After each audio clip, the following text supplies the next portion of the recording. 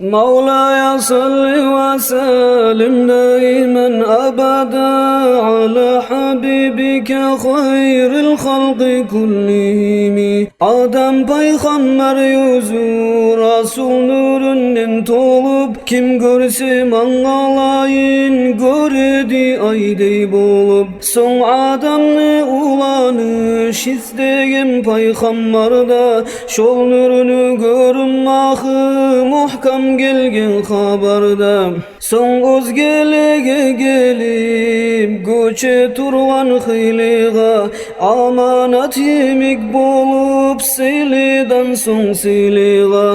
Qaysi tabun içinde kim yakşı uğur ata, qaysi katun nur taza ana deb ani tuta. Arab bulan acam deb kudrati köpten iri, iki tabun yaratıp ayrıldılar her biri.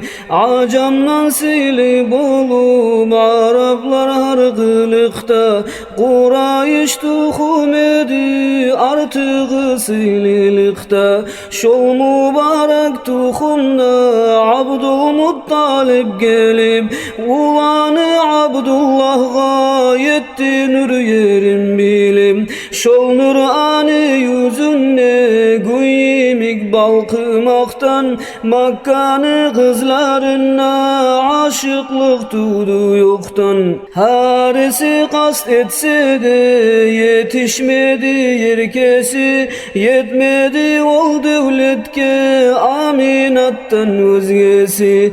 Hasok olardan biri Abdullah nöbetine, oz muradın aytsa da yetmegin nigetine.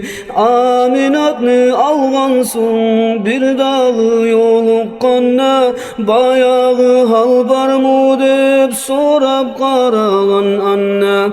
Olgatun cevap berip başkaça degen hali, sen dedi aldın mı nur görünmegen sayalı. Muhammed zahir bolup dinul İslam'da bulan, dünya nurlu bolmağa yuğup bolgan son zaman.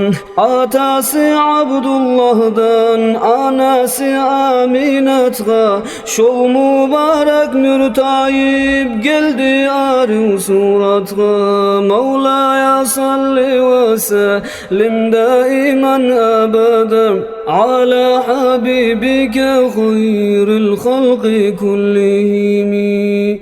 Allahümme salli ve sellim ve barik aleyh.